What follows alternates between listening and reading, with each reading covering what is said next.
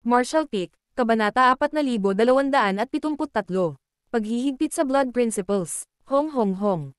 Isang sunod-sunod na marahas na pagsabog ang umalangaw habang ang dalawang napakalaking figure ay nagsasalo-salo, nag-aaway sa isa't isa ng walang ingat na pag-abandona.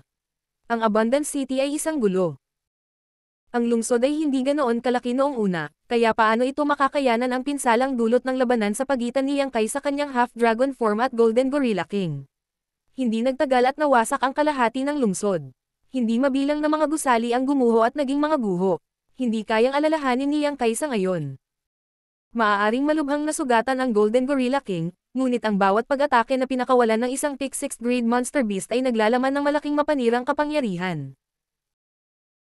Sa kanyang kasalukuyang estado, hindi makakapagtanggol si Yang Kai laban sa mga pag-ataking iyon maliban kung gagawin niya ang lahat. Sa makatuwid, wala siyang panahon para magambala o mag-alala tungkol sa anumang bagay. Bagamat mayroon siyang ganap na kalamangan pagdating sa laki, may mga pagkakataon na ang pagkakaroon ng mas malaking katawan ay hindi nangangahulugang isang panalo. Mabilis at maliksi ang mga galaw ni Golden Gorilla King. Paminsan-minsan ay aakyat siya sa katawan ni Yang Kai, kinakagat at kinakamot ang kanyang kaliskis at laman gamit ang kanyang mga pangil at matutulis na kuko. Bilang resulta, ang likod ni Yang Kai ay nabasa sa dugo at ang kanyang dragon scales ay lumipad sa lahat ng direksyon. Sa kabilang banda, humakbang si Yang Kai sa pamamagitan ng paghawak sa isang braso ni Golden Gorilla King. Hinigpitan niya ang pagkakahawak at inindayog ang kanyang kalaban pakaliwa pa kanan na para bang may binabasag siya gamit ang isang malaking martilyo. Hong Hong Hong. Ang lupa ay yumanig at ang mga bundok ay nanginag.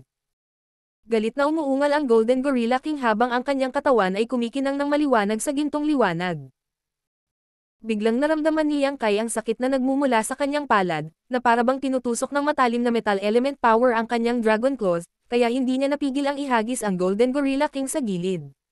Pagkalapag ng Golden Gorilla King, itinaas niya ang dalawang braso at pinalo ang kanyang mga kamao sa kanyang dibdib ng malakas na kabog. Galit na galit siya. Inabot niya ang kanyang kamay, kinuha niya ang isang bato sa tabi niya. Siya ay tumalon ng mataas at dinala ang batong bumabagsak sa ulo ni Yang Kai. Parang bulalakaw na bumabagsak mula sa himpapawid, ang kanyang kapangyarihan ay sadyang nakakamangha. Kinabahan ang lahat sa nakita. Ang eksena sa harap nila ay halos isang labanan sa pagitan ng mga halimaw. Walang nang ahas na lumapit sa loob ng 1 kilometrong radius. Kinuyam ni Yang Kai ang kanyang dragon claw at sumuntok, nadurog sa malaking bato. Sabay huminga ng malalim at mabilis na lumaki ang tiyan. Isang maringaw na dragon roar ang tumunog habang ibinuka niya ang kanyang bibig upang ilabas ang itim na apoy. Naglalagablab na hininga ng Fire Dragon. Bago pa man niya pinuhin ang Golden Crow True Fire, si Yang Kai ay may kakayahang gamitin ang partikular na Dragon Clan secret technique na ito. Matapos ang pinuhin ang Golden Crow True Fire, ang secret technique na ito ay naging mas malakas sa basbas ng napakaitim na apoy. Ang Poison Lady ng Scarlet Star ay namatay ng malubhan dahil sa pag-atake na ito pabalik sa Great Cosmological Realm. Sinunog siya ni Yang Kai ng buhay hanggang sa siya ay naging walang iba kundi isang sunog na bangkay. Ang apoy ay nagngangalit ng husto, na naging sanhi pa ng pag-warp at pagkapunit sa paligid. Naramdaman ni Golden Gorilla King ang kapangyarihan at panganib ng mga itim na apoy na ito at hindi siya nang ahas na maliitin ang pag-ataking ito. Ang gininto ang liwanag sa paligid ng kanyang katawan ay kumikinang ng maliwanag at bumuo ng isang defensive shell. Nang magbanggaan ang itim na apoy at ang gintong liwanag ay napigilan sa isang iglap. Habang ang Golden Gorilla King ay maaaring gumamit ng lakas ng isang low-grade Heaven Opening Realm Master, at ang kanyang metal element power ay may hahambing sa 6th grade, ang Golden Crow True Fire ni Yang Kai ay isang high-grade Heaven Opening power. Ang isa ay malinaw na nakahihigit sa isa. At saka, kahit sa 5 elements, pinipigilan ng apoy ang metal. Kaya naman, ang 6th grade Monster Beast ay pilit lamang kayang tiisin ang pagsunog ng Golden Crow True Fire at mabilis na lumabas sa jet ng apoy. Pinagdikit niya ang dalawang kamay at marahas na hinampes iyon sa ulo ni Yang Kai. Si Yang Kai ay sumuray-suray sa ilalim ng pag-ataking iyon at natisod ng paatras. Walang awa ang Golden Gorilla King. Ginamit niya ang dalawang kamay at paa para suntukin at sipain si Yang Kai sa napakabilis. Ang gininto ang liwanag sa paligid ng kanyang katawan ay natipon sa kanyang harapan, na nag-transform sa hugis ng isang sibat. Kasunod nito, ang gininto ang liwanag ay pumutok, na napunit ang hangin. Isang malaking pakiramdam ng krisis ang pumuno sa puso ni Yang Kai, kaya dali-dali niyang isinaaktibo ang kanyang Dragon Shield secret technique para protektahan ang kanyang sarili mula sa nakakatusok na pag-ataking ito. Gotcha! Ang gintong sibat ay tumama sa Dragon Shield at agad itong nadurage. Gayunpaman, ang gintong sibat ay tila hindi nawalan ng anumang momentum at patuloy na mabilis na lumaki sa larangan ng pangitain ni Yang Kai. Isang malamig na takot ang bumalot sa kanya nang mabilis siyang umatras. Napagtanto ni Yang Kai na minamaliit niya ang Golden Gorilla King. Ang pinakamataas na 6th grade monster beast ay talagang napakalakas, nananatiling napakabangis sa kabila ng kanyang matinding pinsala. Ano kaya siya kung siya ay ganap na gumaling? Siyempre, si Yang Kai ay nasugatan din ng husto at hindi pa ganap na naka-recover, kaya hindi rin niya nagawang ibigay ang kanyang buong lakas. Inabot ni Yang Kai ang kanyang kamay at tinawag ang isang bagay. Ang Azure Dragon Spear ay humiwas sa hangin at lumipad patungo sa kanya. Sa sandaling nakasara ang kanyang mga kuko sa paligid ng sibat, bigla itong bumukol at naging isang sandata na 500 metro ang haba na nakakawasak sa mundo. Ang sibat ay tumusok pasulong at nadurage ang paparating na gintong sibat. Gayunpaman, naramdaman ni Yang Kai na namamanhid ang kanyang mga braso habang ang Azure Dragon Spear ay halos lumipad mula sa kanyang pagkakahawak.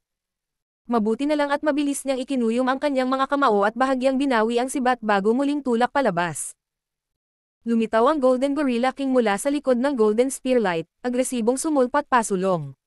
Inilabas niya ang kanyang mga pangil ng mabangis, na tila talagang nakakatakot. Chi! Tumalsik ang dugo sa lahat ng direksyon habang umalangaw-ngaw ang mahinang dagandong. Ang Azure Dragon Spear ay tumusok sa dibdib ni Golden Gorilla King at lumabas sa kanyang likuran. Inilabas ni Yang Kai ang sibat, na nagdulot ng mainit na dugo na bumulwak sa lupa. Gayunpaman, ang Golden Gorilla King ay sumulong sa halip na umatras. Sinamantala ang panandaliang pagbukas na ipinakita ni Yang Kai pagkatapos na ilabas ang kanyang pag-atake, ibinato niya ang isang suntok na bumagsak sa dibdib ni Yang Kai. Ang higanting half-dragon body ni Yang Kai ay pinalipad pa atras, lumapag sa lupa ng mabigat at dumudulas ng ilang libong metro bago huminto. Kahit saan siya dumaan, gumuho ang mga gusali sa mga durog na bato.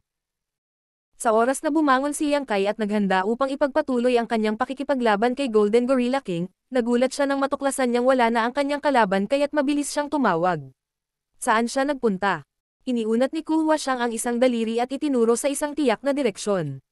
Tumingin si Yang Kai at nakita ang isang gintong tuldok na desperadong tumakas sa malayo. Mahigit 12 kilometro na ang layo ng Golden Gorilla King ngayon. Malinaw niyang naunawaan na walang mabuting lalabas sa labanan kahit na siya ay lumaban, sa makatuwid, nagpasya siyang umatras. Ito ay isang matalinong desisyon. Kaya lang hindi handa si Yang Kai na tumakas si Golden Gorilla King. Itinaas niya ang kanyang sibat at tumawa. Gusto mo bang tumakbo ngayon? Sa tingin mo kaya mo? Bago pa man siya makahakbang ng higit sa 2 hakbang, sumigaw si Mo Mei sa pinakamataas na boses. Ginoong Yang, mangyaring maawa. Tumigil si Yang Kai at ibinaba ang kanyang ulo upang tumingin sa kanyang direksyon. Nang makitang nasa kanya ang atensyon nito, nagsalita si Mo Mei sa medyo malungkot na tono. Ginoo, huwag na po sanang humabol. Mangyaring iligtas ang kanyang buhay. Bakit? Tanong ni Yang Kai, kung saan sumagot si Mo Mei. Maaaring nakinabang ng husto ang Golden Gorilla King mula sa Abundance City, ngunit totoo rin na tinulungan niya kaming makaligtas sa maraming krisis sa paglipas ng mga taon. Masasabing siya ang aming benefactor. Sa pagkakataong ito, maaaring kailangan niyang gumaling, kaya naman nagmamadali siyang kumilos. Nang marinig ang mga salitang iyon, hindi napigilan ni Yang Kai na magbigay ng isang salita ng payo. Iligtas ang isang magnanakaw mula sa bitayan at tutulungan kanyang bitayin sa hinaharap. City Lord Mo, mangyaring pag-isipan itong mabuti. Ngunit iginiit ni Mo Mei. Ginoo, mangyaring iligtas ang kanyang buhay.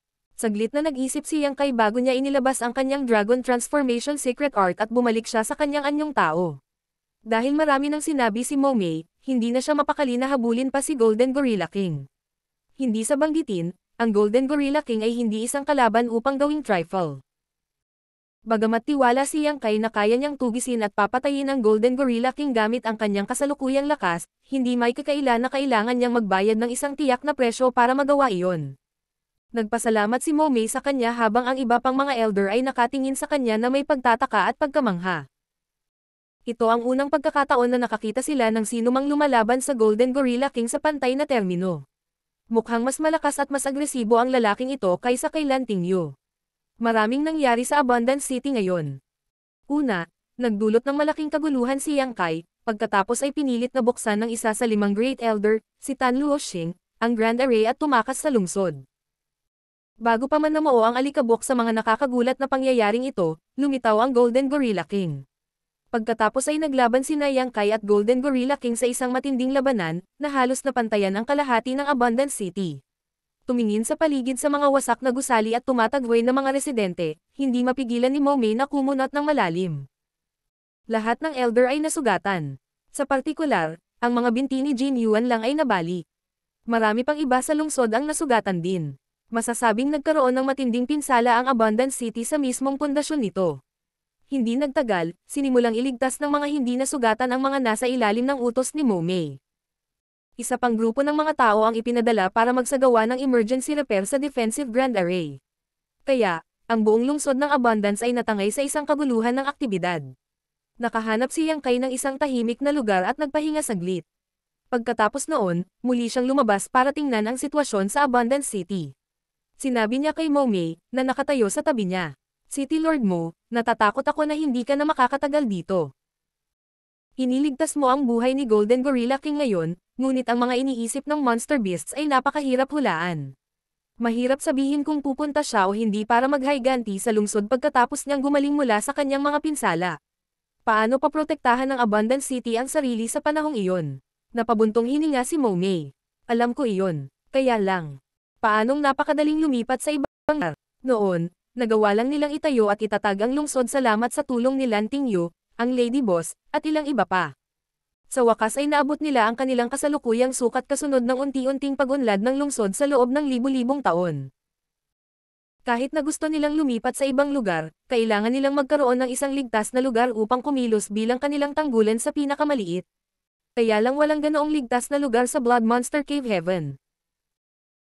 Higit pa rito, may sariling mga kaaway ang Abundance City, tulad ng Emerald Thunder City, na ilang beses nang nabanggit noon. Kung nalaman ng Emerald Thunder City ang nangyari sa Abundance City, hindi sila magpipigil. Tiyak na mag-iipon sila ng hukbo para lumunin ang Abundance City, mga buto at lahat. Hindi mo ba naisip na umalis sa Blood Monster Cave Heaven? Naguguluhan si Yang Kai. Mapait na tumawa si Momei. Bakit tayo mananatili dito kung maaari tayong umalis sa lugar na ito? Ginoong Yang, maaaring hindi mo ito alam, ngunit ang aking mga ninuno ay kinidnap ng Blood Monster Divine Monarch at pinilit na manirahan dito. Ang Blood Monster Divine Monarch ay bihasa sa Tao of Blood, kaya naglagay siya ng Blood Principle Restriction sa kanila. Ang paghihigpit na ito ay ipinapasa mula sa henerasyon hanggang sa henerasyon. Kung hindi pa laging natatanggap ng Blood Principles Restriction ang aura ng Blood Monster Cave Heaven, agad tayong makakaranas ng backlash at mamamatay kaagad. Kaya naman kailangan muna nating alisin ang paghihigpit bago tayo makaalis sa lugar na ito, kung hindi, lalakad lang tayo hanggang sa ating kamatayan. Blood Principles Restriction. Napataas ang kilay ni Yang Kai sa mga salitang iyon. City Lord Mo, pwede ba akong tumingin? Nagtataka siyang tumingin sa kanya. Ginoong Yang, naiintindihan mo ba ang Tao of Blood? Kalmadong sinabi ni Yang Kai. Hindi ko ginawa noong una, ngunit ngayon alam ko na ang kaunti. Hindi pa niya nahawakan ang Tao of Blood noong nakaraan, ngunit naintindihan na niya ngayon ang ilang mga kabanata ng Grand Evolution Immortal Bloodlight Scripture na nakasulat sa mga steel sa Blood Lake upang makapasok sa gitnang palasyo nito. Bagamat ang mga huling inscription ay ginawang kalokohan ng Black Crow Divine Monarch, ang natutunan ni Yang Kai dati ay walang alinlangan na bahagi ng totoong Bloodlight Scripture. Sa madaling salita, karamihan sa mga cultivator na naruroon sa panahong iyon ay nakatanggap ng ilang pagkakalantad sa Tao of Blood at Blood Principles. Ito ay lamang na ang lahat ay pareho. Naunawaan lang nila ang ilan sa mga secret technique ng Bloodlight Scripture, ngunit hindi ang aktwal na secret arts. Pakiusap, Ginoong Yang. Si Momei ay walang ugali ng isang mahiyaing dalaga at sa halip ay bukas palad na iniunat ang kanyang kamay sa kanya. Humingi ng paumanhin si Yang Kai sa kanyang kawalang galang at inilagay ang dalawang daliri sa kanyang palso. Lumakas ang kanyang divine sense, sinisiyasat ang kanyang bloodline kung saan nakatuklas siya ng mahiwagang paghihigpit. Ito ay malapit na konektado sa kanyang kadugo at hindi maaaring paghiwalayin ng puwersa. Hindi banggitin, ang paghihigpit na ito ay maaaring maipasa ng tuloy-tuloy sa pamamagitan ng pagpaparami. Hindi nakakagulat na binanggit niya na gusto ni Lan Tingyu na humanap ng paraan para mailabas sila rito. Mukhang hindi na nila kayang iwan ang Blood Monster Cave Heaven kung gusto nila.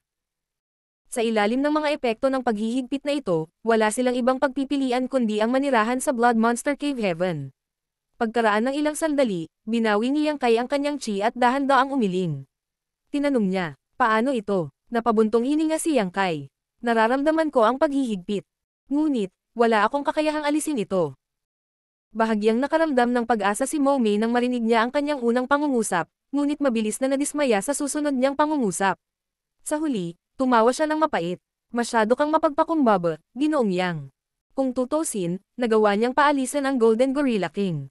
Hindi iyon isang maliit na gawa. Marshall Peak, Kabanata 4274. Sa kalaliman, nakaramdam ng kaunting awa si Yang Kai. Pinaplano niyang gamitin ang Sealed World Bead para ilabas si Momei at ang iba pa sa Blood Monster Cave Heaven kung papayag sila. Matandang kakilala sila ng Lady Boss. Walang anuman para sa kanya ang tumulong sa kanila habang nandoon siya. Higit sa lahat, naniniwala siya na ang mga tao sa Abundant City ay napakabihirang mga talento. Sa paghusga mula sa kanilang pakikipaglaban sa Golden Gorilla King kanina, ang mga Emperor Realm Cultivator na ito ay may mas matibay na pundasyon kaysa sa karaniwang mga Emperor sa labas ng mundo. Totoo iyon lalo na para kay Momei at sa Great Elders. Wala silang pinagkaiba sa mga core na disipulo ng iba't ibang Cave Heavens at Paradises tulad ni Naku Huashang at Pei Wenzuan. Pinakondensed ni Momei ang 6th grade element powers habang ang iba pang Elder ay pinakondensed ang 5th grade elements powers. Salamat sa kanilang pagulan sa mga nakaraang taon, tiyak na magkakaroon sila ng mas malaking pagkakataon na makapasok sa Heaven Opening Realm kumpara sa iba kung makukuha nila ang pagkakataon. Kung nangyari yon, bubuo sila ng isang buong batch ng 5th grade Heaven Opening Realm at 6th grade Heaven Opening Realm Masters. Ito ang kung ano ang pinakakulang sa Voidland ngayon. Hindi ba nagkukulang ang mga Heaven Opening Realm Masters? Naniniwala si Yang Kai na hindi magiging problema para sa kanya na anyayahan sila sa Voidland kung may lalabas niya sila. Tutal, buong buhay nila ay nabuhay sila sa Blood Monster Cave Heaven kaya wala silang mapupuntahan sa labas ng mundo. Tama lang para sa kanila ang Voidland. Sa kasamaang palad, ang Blood Principles Restriction na inilagay ng Blood Monster Divine Monarch sa kanilang mga ninuno ay nagdurog sa lahat ng kanyang pag-asa. Kung ilalagay niya sila sa Small Sealed World, mamamatay kaagad sila ng walang sustansya mula sa aura ng Blood Monster Cave Heaven. Napabuntong hininga si Momei, lalong naging hindi matatag ang lugar na ito kamakailan. Natatakot ako na ang ating kapalaran ay mabuhay at mamatay kasama ng mundo na ito. Maraming salamat sa iyong kabaitan, Ginoong Yang. Ang Blood Monster Cave Heaven ay nagpapakita ng mga palatandaan ng pagbagsak. Iyon ay isang bagay na alam din ni Yang Kai. Ang pinakahalatang pagpapakita ng hindi pangkaraniwang bagay na ito ay ang patuloy na pagtaas ng bilang ng mga pasukan sa Blood Monster Cave Heaven tuwing bumukas ang Blood Monster Cave Heaven. Iyon ay isang senyales na ang Blood Monster Cave Heaven ay pinagsama sa Blood Monster Territory. Kung lumilitaw ang mga palatandaang ito sa labas ng mundo, tiyak na magkakaroon ng mas malinaw na mga palatandaan sa loob ng Blood Monster Cave Heaven. Ito ay magiging partikular na halata kay Momei at sa iba pang nakatira dito. Saglit na nag-isip si Yang Kai sa katahimikan. City Lord Mo, hindi mo pa kailangang iwanan ang lahat ng pag-asa. May kilala akong taong kayang alisin ang Blood Principle Restriction sa inyong mga katawan. Sino? Nagtatakang tanong ni Momei. Ngumisi siya. Isang lalaking nagngangalang Black Crow Divine Monarch. Ninakaw ng Black Crow Divine Monarch ang Dao of Blood Inheritance na naiwan ng Blood Monster Divine Monarch at nilinang ang kompletong bersyon ng Grand Evolution Immortal Bloodlight Scripture. Magiging isang simpleng bagay kung handa siyang tumulong sa pagtanggal ng Blood Principles Restriction. Ang pangunahing isyu ay ang Black Crow Divine Monarch ay likas na masama. Bukod dito, nagkaroon siya ng matinding sama ng loob kay Yang Kai. Maaaring ituring na isang himala kung hindi sila nag-away o nagtangkang pumatay sa isa't isa sa susunod na pagkikita nila, kaya paano siya makumbinsi ni Yang Kai na tumulong. Black Crow Divine Monarch, si Momei ay mukhang nagtataka. Bagamat nabuhay siya sa buong buhay niya sa Blood Monster Cave Heaven, kahit alam niya kung ano ang ibig sabihin ng titulong Divine Monarch. Isang high-grade Heaven Opening Realm Master lang ang karapat-dapat na kumuha ng ganoong titulo. Bakit handang tumulong ang isang taong nakatayo sa itaas nila na alisin ang Blood Principles Restriction ng walang dahilan? Ang Black Crow Divine Monarch ay kasalukuyang nasa loob ng Blood Monster Cave Heaven. Nagkataon lang na nakatagpo ko siya, hihingi ako ng tulong sa kanya. Kaya lang, may mga hindi pagkakaunawaan sa pagitan namin, kaya hindi ko masisiguro kung papayag siya. Masasabi ko lang na gagawin ko ang aking pinakamahusay. Yumuko si Momei at bumulalas ng may pasasalamat.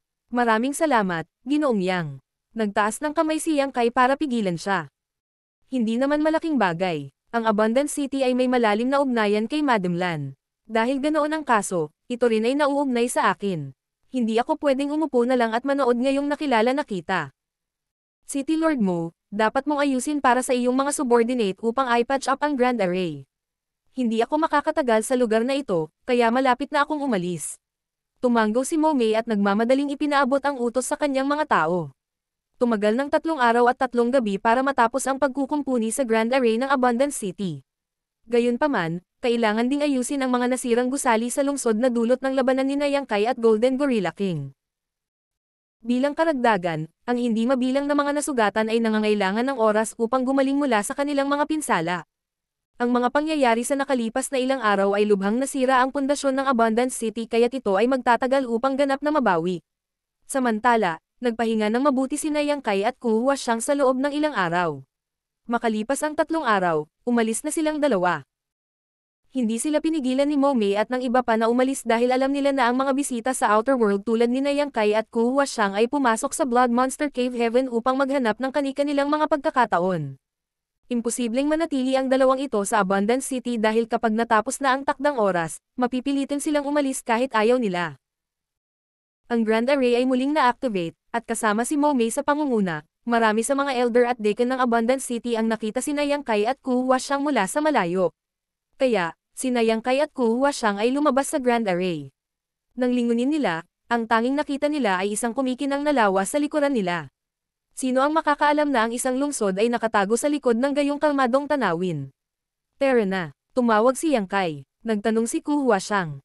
Junior brother, saan tayo pupunta? Ang kalaliman ng Blood Monster Cave Heaven. Naglabas siya ng Jade Slip at saglit na tiningnan ang laman. Ang Blood Monster Divine Monarch ay nag-iwan ng 2 pangunahing pamana. Kahit na ang Dao of Blood Inheritance ay ninakaw ng Black Crow Divine Monarch, naroon pa rin ang Beast Tamang Inheritance. Hindi alam ni Yang Kai kung saan ito nakatago, ngunit ang sabi ng mga chismis na ang Blood Monster Divine Palace ay matatagpuan sa pinakamalalim na kalaliman ng Blood Monster Cave Heaven.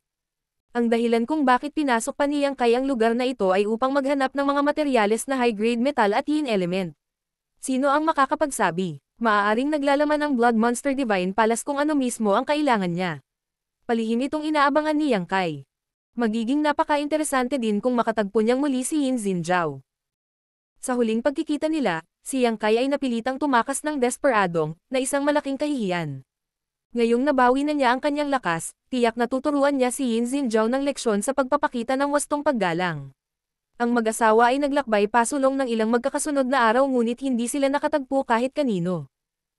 Halos hindi sila nakatagpo ng anumang monster beasts, lalo na ang anumang spirit flowers o exotic herbs.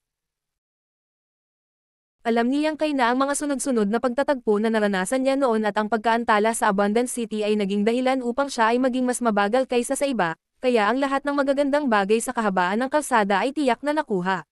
Magkagayunman, hindi ito nakaabala kay Yang Kai. Maraming magagandang bagay sa Blood Monster Cave Heaven, ngunit hindi marami ang interesado sa kanya. Pagkatapos ng lahat, halos imposible para sa sinuman sa Emperor Realm na maging mas mayaman kaysa sa kanya. Nagpatuloy sila sa isa pang kalahating araw nang bigla silang huminto sa kanilang mga landas at tumayo sa ibabaw ng isang maliit na burol upang pag-aralan ang larangan ng digmaan sa kanilang harapan. Ang isang malaking labanan ay malamang na naganap dito at mayroon pa ring malakas na pagbabago-bago ng enerhiya na nananatili sa lahat ng dako. Nagkalat din ang lupa ng mga nasirang artifact. Isang dosina o higit pang mga bangkay ang walang humpay na nakahandusay sa lupa, bawat isa ay nangunot ng husto, na para bang may isang bagay na nag-alis ng lahat ng kakanyahan sa kanilang mga katawan. Bukod dito, ang mga bangkay na ito ay nananatili ang mga ekspresyon ng takot sa kanilang mga mukha bago sila mamatay. Sina Yang Kai at Kuhua Shang ay nagpalitan ng tingin sa isa't isa at sabay-sabay na nagsalita. Black Crow Divine Monarch. Ang mga taong ito ay malinaw na namatay dahil sa pagkawala ng kanilang sigla ng Grand Evolution Immortal Bloodlight Scripture. Ang gayong mga halatang palatandaan ay malinaw na nagpapahiwatig na ang Black Crow Divine Monarch ay umatake sa lugar na ito. Ang lakas ng Black Crow Divine Monarch ay masasabing hindi magagapi sa lugar na ito. Kahit na ginawa ni Yang Kai ang lahat, hindi siya magiging katapat ng Black Crow Divine Monarch. Ang matandang asong ito ay may pamana ng isang high-grade Heaven Opening Realm Master kung tutuusin. Ngayong nagkaroon na siya ng katawan at nabuhay muli, ang Emperor Realm Juniors ay hindi gaanong mahalaga tulad ng mga langgam sa kanyang harapan. Sa kabutihang palad, alam ni Yang Kai ang kahinaan ng matandang umutot. Ang nasirang soul ng Black Crow Divine Monarch ay isang kritikal na depekto. Walang dapat ikatakot si Yang Kai kahit na makilala niyang muli ang Black Crow Divine Monarch. Kaya lang hindi niya alam kung paano humingi ng tulong sa Black Crow Divine Monarch na tanggalin ang Blood Principles restriction sa katawan ng mga tao sa Abundance City. Ito ay lubhang nakakabagabag. Base sa hitsura ng mga bangkay na ito, ilang araw na silang patay. Ang lahat ng kanilang space ring ay wala kahit saan, ngunit hindi masabi ni Yang Kai kung kinuha sila ng Black Crow Divine Monarch o ninakawan sila ng mga taong dumaan. Kung hindi siya nakarating sa Abundance City, si Yang Kai ay lumihis na sana at baka makasalubong niyang muli ang Black Crow Divine Monarch. Gayunpaman, nangako siya kay Momei na gagawin niya ang lahat para hilingin sa Black Crow Divine Monarch na tumulong na alisin ang Blood Principles restriction sa kanilang mga katawan. Dahil dito, hindi niya maiiwasan ang Black Crow Divine Monarch. Patuloy na sinusubaybayan ng mag-asawa ang pag-unlad ng Black Crow Divine Monarch. Sa daan, paminsan-minsan ay may nadatnan silang mga lantang bangkay. Ito ay hindi lamang ang mga bangkay ng mga cultivator kundi pati na rin ang mga bangkay ng mga monster beasts. Lahat sila ay namatay dahil sa pagkawala ng kanilang sigla ng Bloodlight Scripture. Sa paghusga sa landas ni Black Crow Divine Monarch, tila patungo siya sa kailaliman ng Blood Monster Cave Heaven. Ang pagtuklas na ito ay ikinagulat ni Yang Kai. Nabalitaan na ang Blood Monster Divine Palace ay nakatago sa gitna ng Blood Monster Cave Heaven kung saan wala pang nakarating dati. Ang lahat ng mga mana ng Blood Monster Divine Monarch ay napanatili sa loob, naghihintay para sa maswerteng tao na matuklasan ang mga ito. Kaya lang, ang mga alingawngaw ay nanatili lamang bilang mga alingawngaw pagkatapos ng maraming taon.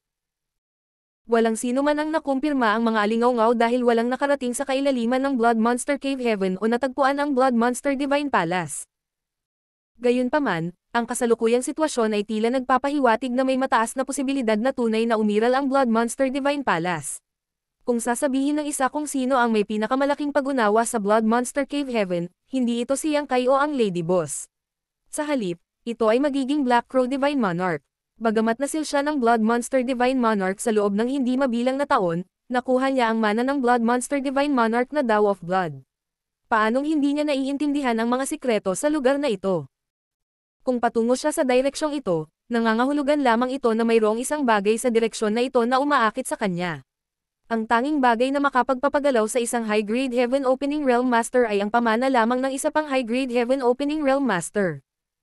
Matapos malaman ang puntong ito, pinabilis ni Yang Kai ang kanyang bilis at hinabol ang Black Crow Divine Monarch. Ilang sandali pa silang nagpatuloy bago siya biglang huminto. Sumunod naman si Ku Huashang at huminto para tumingin sa kanya. Anong problema, Junior Brother? Lumingon si Yang Kai sa isang tiyak na direksyon. May mga tunog ng labanan. Huminto siya sandali at idinagdag. Papunta na tayo. Kapag inilatag niya ang kanyang divine sense, nakita niya ang mga tunog ng labanan na nagmumula sa isang tiyak na direksyon.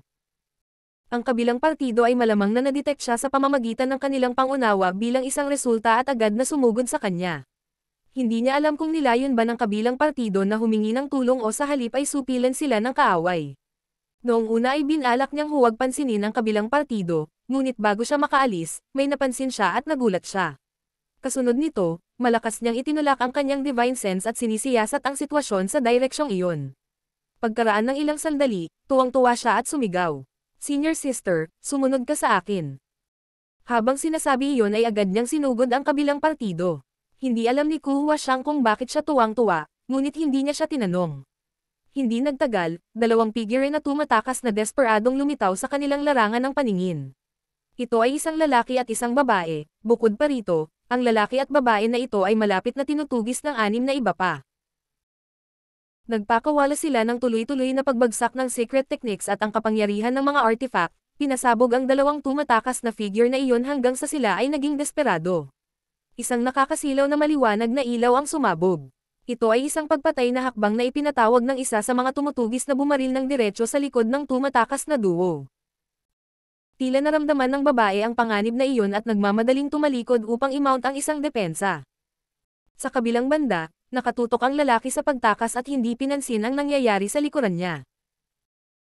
Ang longsword sa kamay ng babae ay laslas pababa at isang sword light ang kumislap, bumangga sa atake na nagmumula sa likuran. Kasunod ng kaguluhan, lumipad sa ere ang katawan ng babae na parang saranggola ng papel. Iniluwa niya ang isang subo ng sariwang dugo sa hangin at ang kanyang kutis ay namutla na parang kumot. Martial Peak, Kabanata 4275, Heavenly Sword Union.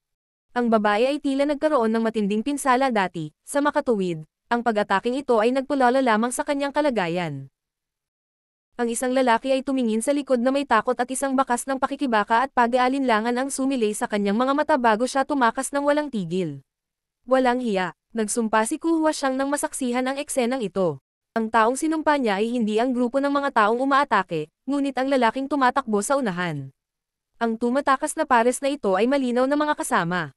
Sila ay maaaring magkasintahan o senior brother at junior sister. Ngayong nasa panganib na sila, tanging ang babae lamang ang tumalikod upang ipagtanggol laban sa mga pag-atake at nasugatan bilang resulta. Sa kabaligtaran, ang lalaki ay hindi lamang tumalikod upang tumulong kundi tumakbo pa ng mas mabilis. Ito ay ang taas ng kasuklam-suklam. Dahil sa mga kilos niya ay parang gusto niyang bumili pa ang babae ng oras para makatakas siya. Sa estado nila ngayon, baka hindi siya makatakas sa mga humahabol sa kanya kahit na tumalikod siya para tulungan ang kasama. May pagkakataon na mabubuhay siya kung ginawa niya iyon, gayunpaman, walang pag-aalinlangan na siya ay mamamatay ngayong iniwan siya nito. Si Ku Huaxiang ay isa ring babae. Maaaring siya ang nasa ganoong sitwasyon. Gaano kalungkot iyon. Pagkatapos, naisip niya kung ano ang ginawa ni Yang Kai sa ngayon. Ano man ang sitwasyon nila, o gaano kalubha ang kanilang pinsala, hindi niya ito pinabayaan. Magkagayunman, hindi sila masasabing may malapit na relasyon sa isa't isa. Isang beses o dalawang beses pa lang silang nagkita noon. Kung ikukumpara ang dalawang lalaking ito, magkaiba ang kanilang mga karakter gaya ng gabi at araw. Hindi niya ito masyadong iniisip noon, ngunit ngayong gumawa siya ng paghahambing, hindi niya maiwasang makaramdam ng init at tamis sa kanyang puso. Gayun din, nagalit din si Yang Kai. Ang mga tumutugis ay muling aatake, ngunit ang babae ay walang kapangyarihan na ipagtanggol ang sarili. Nang makita niya iyon ay sumugod siya at humarap sa kanya habang naglalabas ng suntok. Ang Space Principles ay sumiklab at ang Void ay nabasag. Malaki ang ipinagbago ng mga ekspresyon ng mga humahabol. Nagmamadali silang kumilos upang ipagtanggol ang kanilang sarili habang ang isa sa kanila ay sumigaw. Sino? Nagkaroon ng sunod-sunod na bulong-bulungan at nang tumira ang alikabok ay gusot ang mga humahabol at namutla ang kanilang mga kutis. Lahat sila ay tumingin sa direksyon ni Yang Kai na may takot sa kanilang mga mata. Malamig na tinitigan sila ni Yang Kai habang nagtanong. Roshi, ayos lang ba kayo? Ang babae ay orihinal na inakala na hindi siya makakatakas sa kamatayan ngayon, ngunit sino ang makakaalam na may isang mapagkakatiwalaang figure na lilito sa kanyang harapan at haarang sa sunod-sunod na pag-atake para sa kanya sa isang kritikal na sandali. Tumangala siya, iniisip na parang pamilyar ang likod. Nang marinig niya ang boses nito, nanlaki ang magaganda niyang mga mata sa gulat nang magtanong siya sa nanginginig na boses. Ginoo. Halos akala niya nananaginip siya. Simula nang umalis sila sa Star Boundary at sabay na tumungo sa Outer Universe, wala na silang narinig mula sa isa't isa matapos silang lumunin ng Myriad Facets insect. Sinubukan niyang hanapin siya, ngunit ang 3,000 mundo ay napakalawak. Mayroong kasing daming Great Territories na kasing dami ng buhok sa isang baka.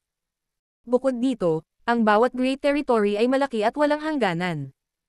Ang pagsisikap na makahanap ng isang tao sa 3,000 mundo ay mas mahirap kaysa sa paghahanap ng isang karayom sa isang dayami. Sa kanyang paglalakbay, ipinagpatuloy niya ang kanyang paghahanap at naranasan ang lahat ng uri ng paghihirap. Sa wakas ay nakarating siya sa Langya Paradise. Kasunod ng pamana ng kanyang ninuno, sumali siya sa Langya Paradise at naging isa sa mga alagad nito. Nang mabalitaan niyang bubuksan na ang Blood Monster Cave Heaven, nagpupumilit siyang makakuha ng lugar sa mga kalahok.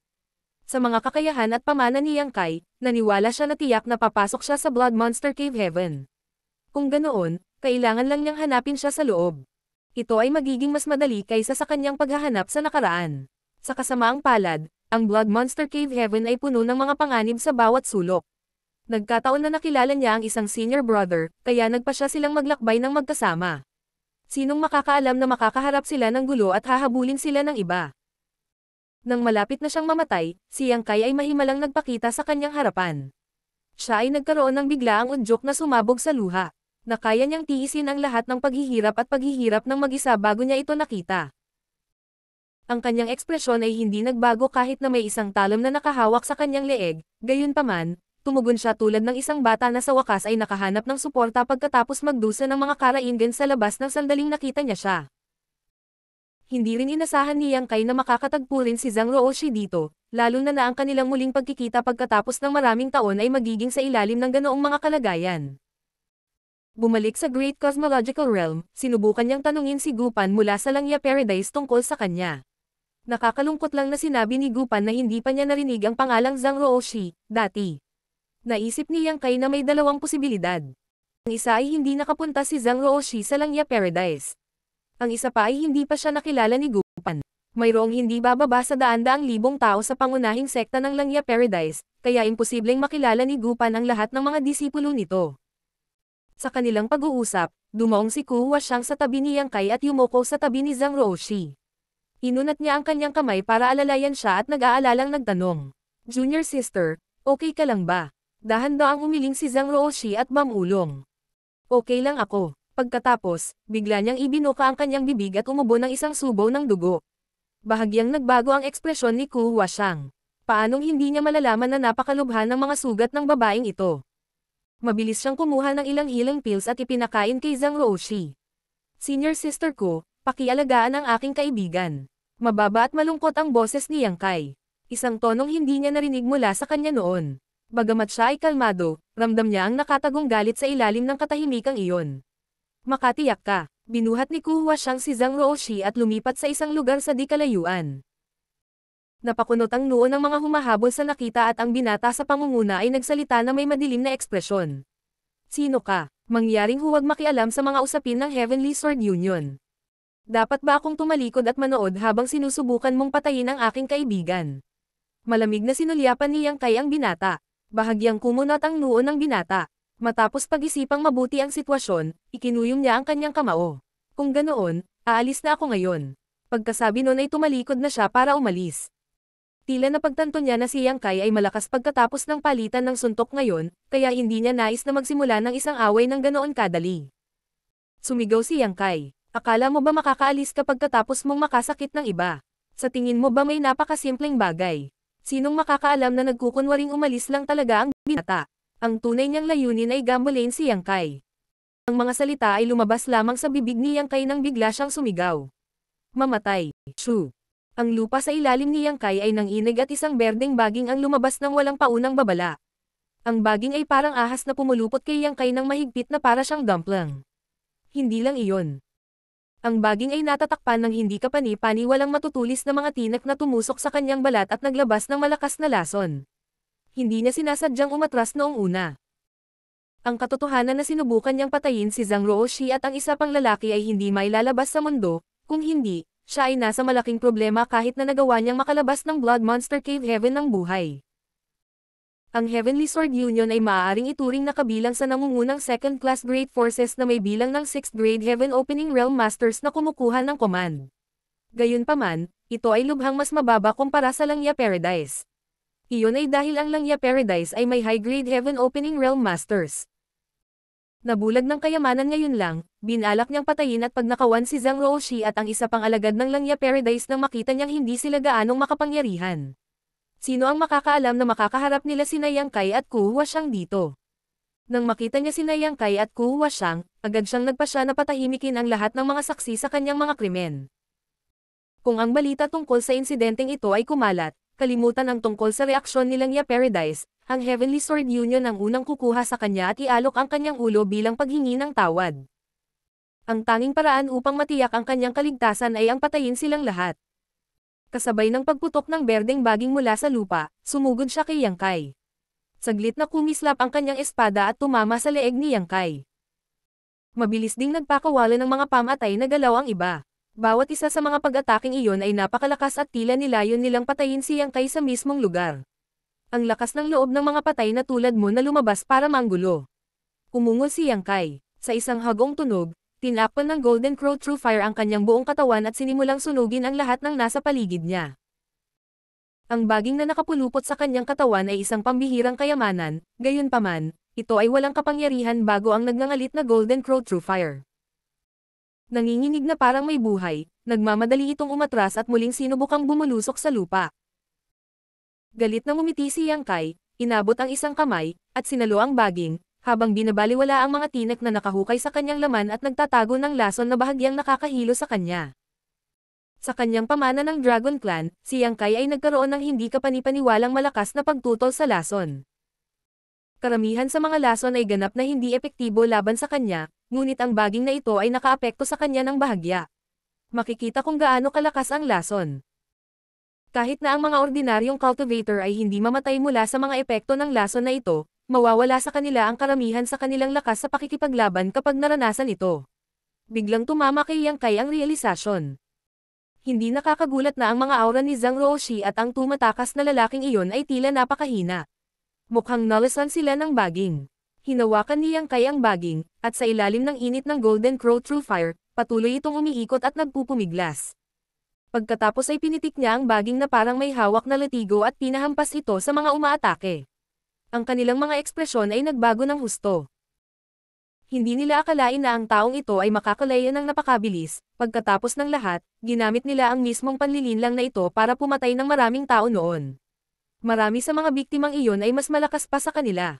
Bago nila maintindihan kung ano ang nangyayari, pinalipad sila ng baging ng paurong. Bawat isa sa kanila ay umubo ng dugo sa hangin. Mukha silang takot nang bumagsak sila sa lupa. Kung pinakawalan ni Yang Kai ang World Force, mauunawaan sana nila kung bakit sila natalo sa isang galaw. Gayunpaman, ang aura na nagmumula sa kanya ay nasa loob pa rin ng Emperor Realm. Paano magiging ganito kalakas ang isang Emperor Realm cultivator? Hindi namin siya kalaban. Tumakas. Sigaw ng binata na nangunguna habang pilit nilang ginagawa ang kanilang secret techniques para makatakas sa lugar na ito. Sa puntong ito, wala silang pakialam kung malantad man sila o hindi sa pagsisikap na patayin ang mga disipulo ng Langya Paradise. Ang kaligtasan ay ang kanilang pangunahing prioridad. Patatagin. Sigaw ni Yang Kai habang itinutulak ang kanyang space principles at ang nakapalibot na espasyo ay agad na nag-transform sa isang hola. Naramdaman ng mga taong iyon na nagiging malapot ang espasyo sa kanilang paligid, na parabang nahulog sila sa kumunoy at hindi makagalaw. Lumingon sila at natakot na tumingin kay Yang Kai at nakita nila itong naglalakad palapit sa kanila na may kahoy na ekspresyon. Dumating siya sa pinakamalapit na tao, tumingin sa kanila, at casual na sumuntok. Ang ulo ng taong iyon ay sumabog na parang isang nabasag na pakwan, na may laman sa utak at dugo na tumalsik kung saan-saan. Pagkatapos, lumakad siya papunta sa susunod na tao, tumingin sa kanila, at binato ang isa pang suntok. Sumunod ay ang pangatlo, sinundan ng ikaapat. Sa isang kisap mata, tanging ang binata na nangunguna sa mga humahabol ang nananatiling buhay, nanginginig mula ulo hanggang paa. Bagamat pilit niyang sinisikap na ipatawag ang kanyang lakas, natuklasan niya na ang kanyang Emperor Chi ay hindi umaagos ng maayos. Kalimutan ang pakikipaglaban, kahit na ang paggalaw ng isang daliri ay isang napakahirap na gawain. Walang magawa siyang pinagmamasdan habang lumalapit si Yang Kai sa kanya. Umapaw ang takot sa kanyang puso mula sa kanyang mga mata. Nasa bingit na siya ng mental breakdown habang sumisigaw. Huwag mo akong patayin. Huwag kang mag-alala. Hindi kita papatayin. Tahimik na tiningnan ni Yang Kai ang binata. Halos hindi makapaniwala ang binata. Talaga. Sa kabilang banda, walang sinabi si Yang Kai. Sa isang pitik ng baging, binalot niya ang binata dito. Ang binata, na ngayon ay nakabalot na parang dumpling, ay nagtanong sa nakakatakot na boses. Ano ang ginagawa mo? Dahan-daang yumoko si Yang Kai sa tabi ng binata at ibinaba ang ulo para tingnan siya. Pagkatapos, hinawakan niya ang kanang braso ng binata at binigyan ng malakas na pisil. Kotse! Umalangaw-ngaw ang tunog ng mga buto. Napasigaw ang binata sa matinding paghihirap, ngunit bago matapos ang kanyang sigaw, umalangaw-ngaw muli ang tunog ng mga buto, na nagpapataas ng kanyang mga hiyawan ng isang buong oktaba. Kotse cha! Dahan-dahan at may pamamaraang umakyat si Yang Kai.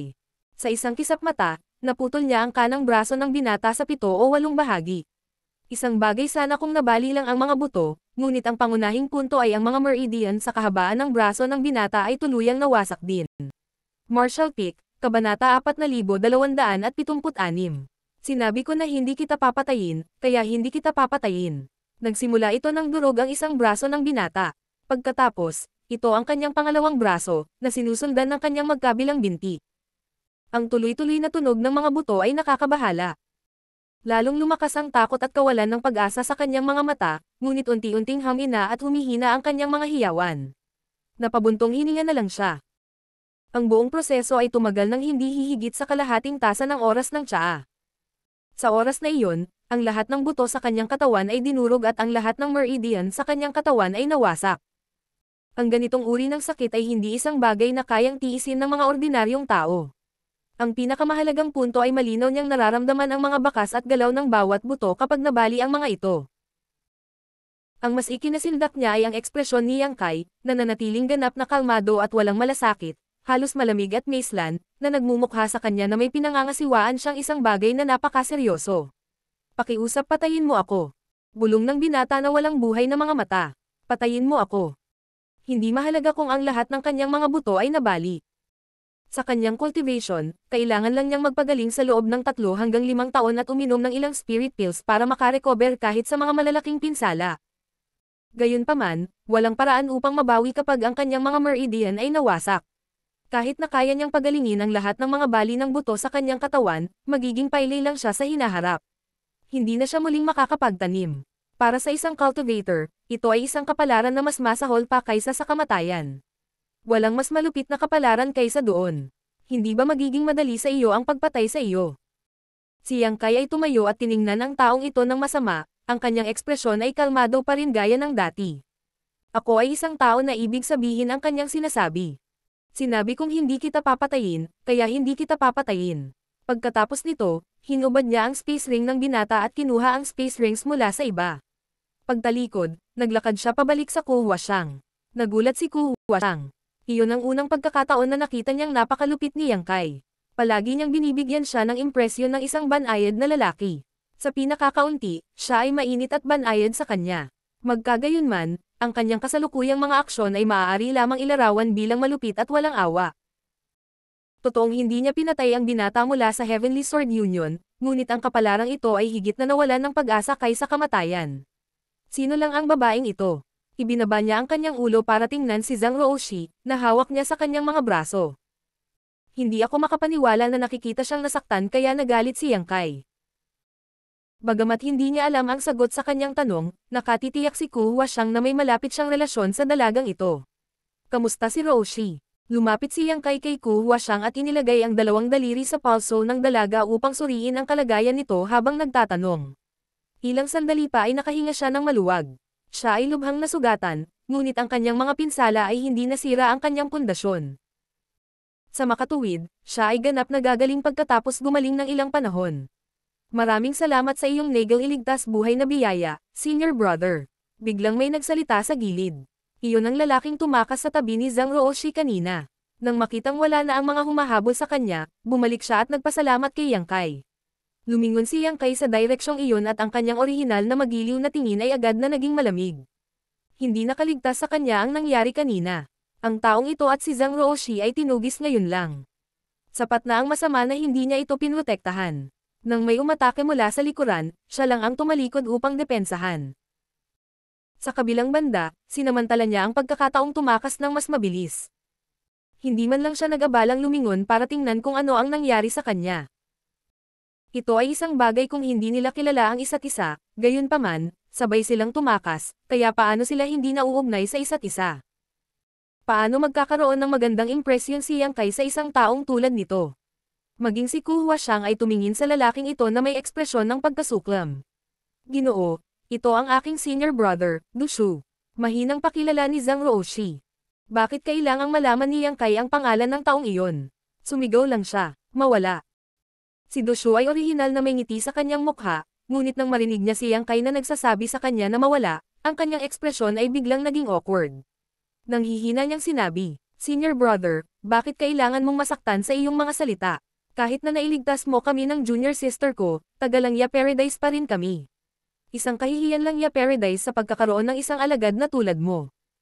Mawala ka. Namula ang mukha ni Du Shu sa kahihiyan at pagkatapos ay nagalit siya dahil sa kahihiyan. Mukhang may gusto siyang sabihin pabalik, ngunit hindi siya naglakas loob na sabihin ang mga salitang nasa dulo ng kanyang dila nang maalala niya ang lakas at kalupitan na ipinakita ni Yang Kai kanina. Sa huli, nasusulyapan lang niya si Zhang Ruoshi na galit bago siya tumalikod para umalis. Pinagmasdan ni Ku Huashang ang likod ng taong iyon at kumunat ang noo. Talaga bang taga-Langya Paradise ang taong iyon? Siya ay isang alagad ng isa sa 72 paraiso. Paano siya nakakilos ng ganoon? Ibinaba ang kanyang ulo, tinanong niya si Zhang Ruoshi. Taga-Langya Paradise ka rin ba? Sumagot si Zhang Ruoshi. Oo, kami ni Senior Brother Do ay maaaring kabilang sa Langya Paradise, ngunit kami ay mga inner disciples lang. Naunawaan ni Ku Huashang. Karamihan sa mga sekta ay hinati ang kanilang mga alagad sa 3 baitang. Ang una ay ang mga outer disciples. Sila ang may pinakamababang katayuan at pinakamasamang potensyal. Sumunod na dumating ang inner disciples. Mayroon silang mas mahusay na kakayahan at potensyal. Ang pinakamalakas sa mga disipulo ay ang core disciples o legacy disciples. Ang mga talentong ito ay ang hinaharap na pag-asa at mga haligi ng mga pangunahing sekta. Parehong sina Ku Huashang at Gupan ay mga core na disipulo habang si Zhang Ruoshi at ang lalaking iyon na tinatawag na Dushu ay mga inner disciples. Ang mga legacy disciples at core disciples ang pinakamaliit sa bilang. Sa pangkalahatan, tanging ang mga cultivator na makakapag-condense ng 6th grade elements ang kwalipikadong mapili. Kahit na sa mga pangunahing cave heavens at paradises, ang bawat sect ay walang higit sa 100 legacy o core disciples. Gayunpaman, mahirap sabihin kung ilan sa dosenang ito o higit pang mga tao ang magtatagumpay at uusad sa Heaven Opening Realm at ilan ang mahuhulog. Nang malaman na sila ay mula sa Langya Paradise, mas naging curious si Ku Huashang. Maaaring medyo malakas ang Heavenly Sword Union, ngunit hindi sila mangangahas na pukawin ang Langya Paradise. Bakit ngayon lang kayo hinabol ng mga taong iyon? Sinabi ni Zhang Ruoshi. Hindi sinasadyang natuklasan namin ang isang hardin ng gamot kanina. Tila isa itong nilikha ng Blood Monster Divine Monarch. Nakakita kami ng maraming mahahalagang halaman, kaya ang mga taong iyon ay nabulag ng kanilang kasakiman. Agad na bamantong hininga si Yang Kai. Namamatay ang mga lalaki para sa kayamanan. Hanggat kayang patayin ng mga tao mula sa Heavenly Sword Union sina Zhang Ruoshi at Dushu, sino ang makakaalam na sinalakay nila ang mga tao mula sa Langya Paradise? Ang bagay na ito ay hindi mabubunyag. Kung hindi pa nakilala ni Zhang Ruoshi at Dushu si Yang Kai dito, tiyak na nahaharap sila sa isang madilim na hinaharap. Ang hindi inaasahan ni Zhang Ruoshi ay ang Dushu ay magiging hindi mapagkakatiwalaan.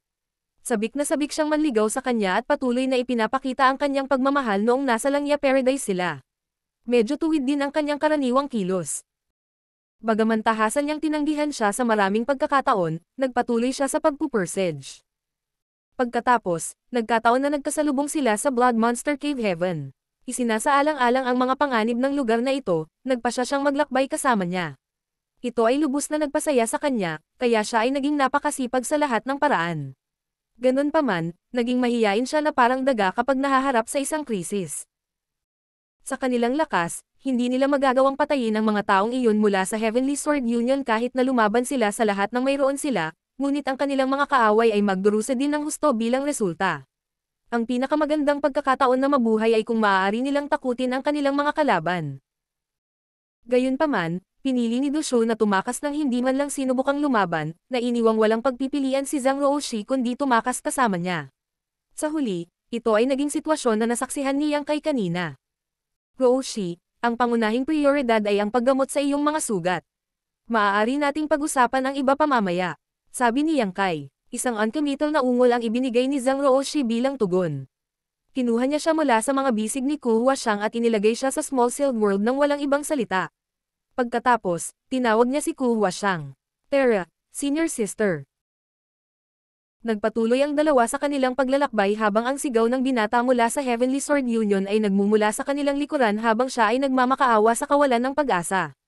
Pakiusap patayin mo ako. Walang bakas ng iba pang cultivator sa kanilang paglalakbay at hindi rin sila nakakita ng maraming bakas ng aktibidad ng Monster Beast. Marami sa mga cultivator ang may hawak ng mapa na ibinebenta ng Red Clouds Auction House. Naturally, sumulong sila sa pamamagitan ng pag-asa sa mga direksyon ng mapa. Hindi katakataka na mahinahon ang kanilang paglalakbay dahil tinatahak nila ang landas na tinahak ng iba kanina. Nangyari lamang ito dahil sina Yang Kai at Ku Huashang ay nakaranas ng napakaraming paghihirap sa kanilang paglalakbay, na nagpaantala sa kanilang mga paglalakbay, kung hindi, hindi sila mahuhulog sa likod ng iba. Pagkatapos ng 2 araw na paglalakbay, biglang nagbago ang ekspresyon ni Yang Kai at ibinaon niya ang kanyang isip sa small sealed world. Maaaring naglalakbay siya sa lahat ng ito, ngunit palagi niyang binabantayan ang kalagayan ni Zhang Ruoshi sa loob ng small sealed world. Ngayon lang siya tinawagan. Ipinadala ang kanyang soul avatar sa loob, tumayo si Yang Kai sa harap ni Zhang Ruoshi. Bahagyang ngumiti siya at tuwang-tuwang sinabi. Alam kong pupunta ka sa Blood Monster Cave Heaven, Ginoo. Nagulat si Yang Kai at nagtanong. Pumunta ka ba dito para lang hanapin ako? Kumurap-kurap, nagpatuloy siya. Hindi pa ba ako hinahanap ng Ginoo nitong mga nakaraan? Sinabi sa akin ni Senior Sister Go ang lahat. Sinabi niya na minsan mo siyang hinanap sa Great Cosmological Realm para magtanong tungkol sa akin. Pumunta si Gupan para hanapin ka. Sa karagdagang pagsasaalang-alang, naunawaan ni Yang Kai ang sitwasyon. Humingi siya ng impormasyon kay Gupan tungkol kay Zhang Ruoshi pabalik sa Great Cosmological Realm. Noong panahong iyon, sinabi niyang hindi pa niya narinig ang pangalang Zhang Ruoshi, dati. Hanggang sa bumalik siya sa Langya Paradise na siya ay sadyang umikot para magtanong ng impormasyon. Iyon ay kung paano niya natagpuan si Zhang Ruoshi. Inalagaan ako ni Senior Sister Gu. Hindi ako magiging isang inner disciple kung hindi dahil sa kanya. Kung gayon, kailangan kong magpasalamat sa kanya ng maayos sa susunod. Bahagyang tumango si Yang Kai. Ang imahe ng isang maliit na batang babae na may isang brush sa kamay, kumakain ng tuyong isda na bahagyang nakababa ang ulo ay hindi sinasadyang sumikat sa kanyang isipan. Naka-crossleg sa tapat ni Zhang Ruoshi, tumingin si Yang Kai sa kanya at ngumisi. Natutuwa ako, kahit ilang taon na ang nakalipas mula nang huli tayong magkita, hindi ka pa rin pamayat. Mabuti, napakahusay, namula siya ng beet red. Ginoo, tinatawag mo ba akong mataba? Syempre hindi, ikaw ay perpekto kung ano ka ngayon. Hindi ka naman mataba o payat. Ngumiti si Yang Kai. Nga pala, dumiretso ka ba sa Langya Paradise pagkatapos nating maghiwalay ng landas noon? Tumango siya. Tama, hindi kita mahanap Ginoo. Gayunpaman, alam kong alam mo na ang aking ninuno ay nagmula sa Langya Paradise. Naniwala ako na tiyak na hahanapin mo ako doon, kaya pumunta ako doon. Si Zhang Ruoshi ay hindi pa masyadong malakas noong panahong iyon. Bukod dito, kinailangan niyang gumala sa 3,000 mundo ng mag-isa. Gaano kahirap para sa kanya ang pumunta sa Langya Paradise. Mapalad na mayroon siyang ilan sa mga alaala ng kanyang ninuno at marami siyang alam tungkol sa outer universe. Kung hindi, ang isang nag-iisang babaeng tulad niya ay nilamon ng malinis ng iba. Gayunpaman, ang paglalakbay ay inabot siya ng higit sa 10 taon. Ilang taon na ang nakalipas nang sa wakas ay nakarating siya sa Langya Paradise. Hindi naging mahirap ang pagsali sa Langya Paradise. Ang kanyang ninuno ay naging alagad ng Langya Paradise, kaya nakatanggap siya ng ilang pinapahalagahan na pagtrato. Bukod pa rito, hindi mahirap ang kanyang sariling kakayahan. Masaya rin si Langya Paradise na tumanggap ng isang alagad na tulad niya. Kaya lang hindi naging madali ang mabuhay sa Langya Paradise. Ang lugar na iyon ay isa sa 72 paraiso, kaya bagaman ito ay may engranding reputasyon, isa pa rin itong malaking sekta. Hindi madaling maging kakaiba sa hindi mabilang na mga alagad. Gumapang si Zhang Ruoshi sa mas mababang antas at sa wakas ay hiniram ang tulong ni Gupan bago siya matagumpay na naging isang inner disciple. Magkagayunman, hindi niya sinabi kay Yang Kai ang tungkol sa mga bagay na ito.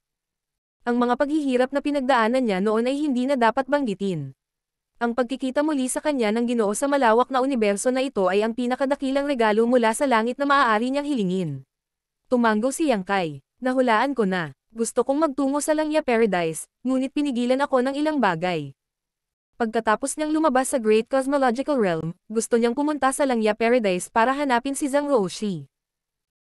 Kaya lang, nakuha niya ang Voidland at ang ugat mula sa World Tree, kaya kailangan niyang magmadaling bumalik sa Star Boundary.